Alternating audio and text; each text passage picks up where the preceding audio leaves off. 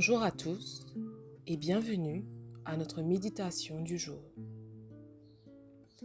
Prenons un instant pour nous arrêter, respirer et accueillir la présence de Dieu dans nos cœurs. Au nom du Père, du Fils et du Saint-Esprit. Amen. Seigneur, nous te confions ce vendredi. Ouvre nos cœurs pour entendre ta parole aujourd'hui. Donne-nous la sagesse et le courage de reconnaître ton amour chaque jour.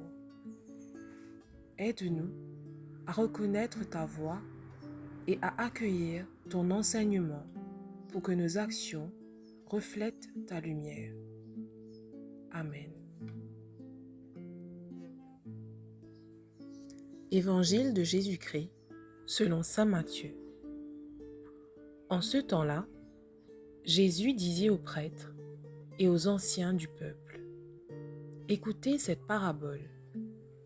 Un homme était propriétaire d'un domaine.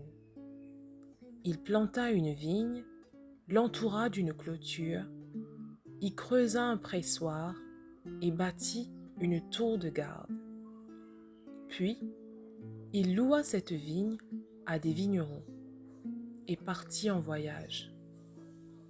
Quand arriva le temps des fruits, il envoya ses serviteurs auprès des vignerons pour se faire remettre le produit de sa vigne. Mais les vignerons se saisirent des serviteurs, frappèrent l'un, tuèrent l'autre, lapidèrent le troisième.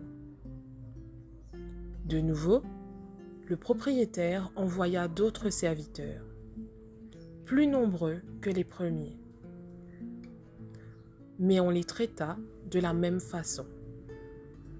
Finalement, il leur envoya son fils, en se disant: Ils respecteront mon fils.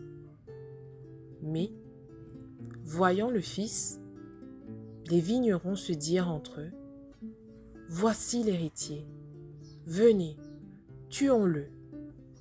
Nous aurons son héritage. Ils se saisirent de lui, le jetèrent hors de la vigne et le tuèrent. Eh bien, quand le maître de la vigne viendra, que fera-t-il à ces vignerons? On lui répond: Ces misérables, il les fera périr misérablement. Il louera la vigne à d'autres vignerons, qui lui en remettront le produit en temps voulu. Jésus leur dit: N'avez-vous jamais lu dans les Écritures: La pierre qu'ont rejetée les bâtisseurs est devenue la pierre d'angle. C'est là l'œuvre du Seigneur, la merveille devant nos yeux. Aussi, je vous le dis, le royaume de Dieu vous sera enlevé pour être donné à une nation qui lui fera produire ses fruits. En entendant les paraboles de Jésus, les grands prêtres et les pharisiens avaient bien compris qu'il parlait d'eux.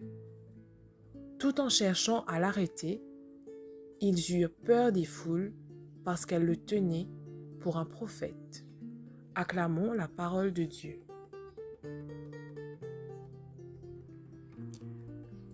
Cette parabole nous rappelle que Dieu nous donne toujours des chances de faire le bien et de l'accueillir dans nos vies.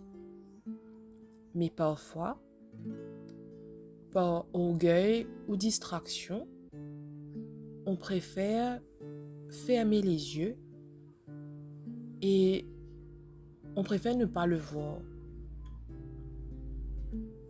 Dieu nous offre son Fils et nous appelle à lui faire confiance. Accueillir Jésus dans nos vies, ce n'est pas seulement croire en lui, mais aussi agir avec amour, pardon et justice envers les autres. Aujourd'hui, demandons-nous, est-ce que je laisse Jésus être l'héritier de ma vie? Est-ce que mes choix montrent que je suis fidèle à son appel? Est-ce que mes actions reflètent son amour? Dieu nous aime profondément. Il nous aime tellement qu'il veut simplement que nous vivions dans la lumière de son amour. Pendant ce carême, apprenons à l'accueillir avec confiance et gratitude.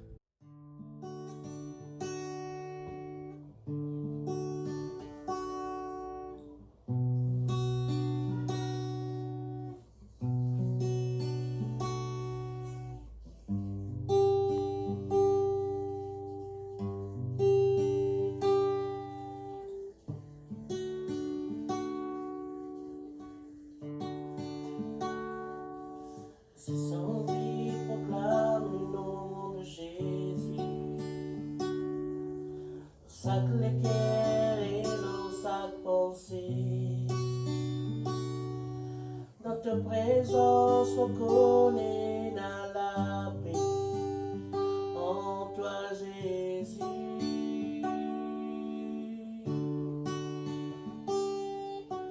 Si son vie proclame le nom de Jésus, jusqu'à qui bat mauvais la scène cassée, on déclare qu'il a l'espoir